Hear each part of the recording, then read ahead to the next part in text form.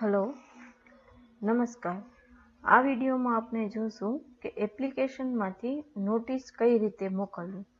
તો તેના માટે એપ્લિકેશનમાં લોગિન થઈ ગયા બાદ નોટિસ બોર્ડ નામના મેનુમાં જવું. તેમાં એડ બટન પર ક્લિક કરવું. અહીં તમને જોવા મળશે સિલેક્ટ સ્કૂલ, સ્ટાન્ડર્ડ, ક્લાસ વગેરે મેનુ જોવા મળશે. હવે મોટે ભાગે નોટિસ આખી સ્કૂલ માટે સેમ હોતી હોય છે. તેવા સંજોગોમાં અહીં સ્કૂલ ધોરણ કંઈ પસંદ કરવાનું રહેશે નહીં, પરંતુ ક્યારેક તમારે કોઈ એક ધોરણને જ નોટિસ મોકલવી હોય તો ત્યારે તમારે સ્કૂલ અને ધોરણ પસંદ કરવાનું રહેશે. હવે નોટિસના ટાઇટલમાં તમારે જે નોટિસ હોય તેને લગતું ટાઇટલ આપી દેવાનું રહેશે, જે તમે વર્ડ ફાઇલમાંથી કોપી પેસ્ટ પણ કરી શકશો અને ટાઈપ પણ કરી શકશો. ત્યારબાદ અહીં નોટિસમાં જે નોટિસ મોકલવાની છે તે તમે ટાઈપ અથવા તો વર્ડ ફાઇલમાંથી લઈ શકો છો. તો આ રીતે તમે નોટિસ અહીં મૂકી શકો.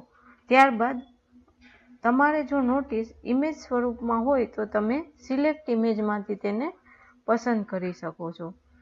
પસંદ થઈ ગયા બાદ ઓપન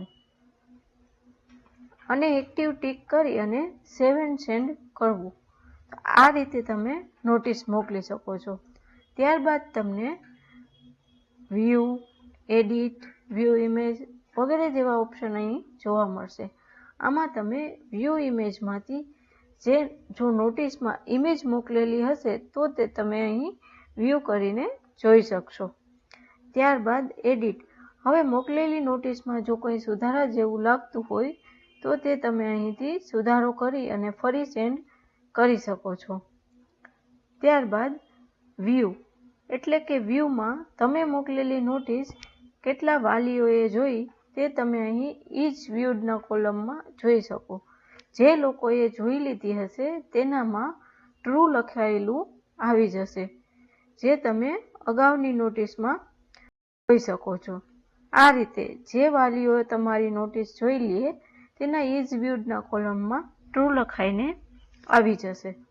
હવે ઝાઝી નોટિસ જો અહીં મોકલેલી ભેગી થઈ ગઈ હોય તો ત્યારબાદ અમુક સંજોગોમાં ડિલીટ કરવાની થાય તો તમે એને ફરી અહીંથી ડિલીટ પણ કરી શકો છો. અને ફિલ્ટરમાંથી તમે મોકલેલી નોટિસને તમે ધોરણ વાઇઝ જોઈ શકો છો.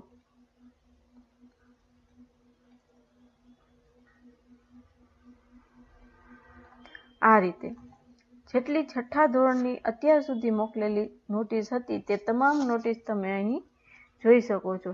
તો આ રીતે ફિલ્ટરમાંથી તમે સ્કૂલ, ધોરણ પસંદ કરી અને મોકલેલી નોટિસને જોઈ પણ શકો છો. શિક્ષકો તેના ફોનમાંથી સેમ આ જ રીતે નોટિસ બોર્ડના મેનુમાંથી નોટિસ મોકલી શકશે. હવે ક્યારેક તમારે અમુક વિદ્યાર્થીને જ કે અમુક ગ્રુપના વિદ્યાર્થીને જ નોટિસ મોકલવી હોય તો એ તમે સોફ્ટવેરમાંથી મોકલી શકો છો. સોફ્ટવેરમાં ઉપયોગિતામાં ટૂલ, તેમાં અપલોડ ટુ એપ્લિકેશનમાં નોટિસ નામના મેનુમાં જવું. ત્યાં તમારે જો કોઈ અમુક વિદ્યાર્થીને જ મોકલવાની હોય તો તે વિદ્યાર્થીને અહીંથી તમે એક પછી એક સર્ચ કરી શકો છો. સર્ચ થઈ ગયા બાદ જે નોટિસ મોકલવાની છે તેનું ટાઇટલ અને નોટિસ લખીને અપલોડ પર ક્લિક કરીને મોકલી શકો છો. ક્યારેક તમારે અમુક ગ્રુપના વિદ્યાર્થીને નોટિસ મોકલવી હોય ત્યારે આ પાવર સર્ચ મેનુના ઉપયોગથી મોકલી શકો છો.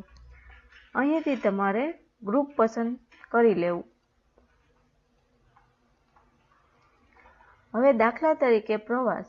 હવે પ્રવાસમાં જેટલા વિદ્યાર્થી આવે છે તેનું એક ગ્રુપ બનાવેલું હોય, તે ગ્રુપ પસંદ કરી તેટલા જ વિદ્યાર્થી અહીં તમને સિલેક્ટેડ જોવા મળશે. એટલા જ વિદ્યાર્થીને જે નોટિસ મોકલવી હોય તે તમે અહીંથી મોકલી શકો છો. તો આ રીતે તમે સોફ્ટવેરમાંથી પણ નોટિસ મોકલી શકો, એપ્લિકેશનમાંથી પણ મોકલી શકો, અને જો શિક્ષકો એના ફોનમાં એપ્લિકેશન યુઝ કરતા હોય તો તે તેના ફોનમાંથી પણ આ રીતે નોટિસ બોર્ડ મેનુમાંથી નોટિસ મોકલી શકશે. આભાર.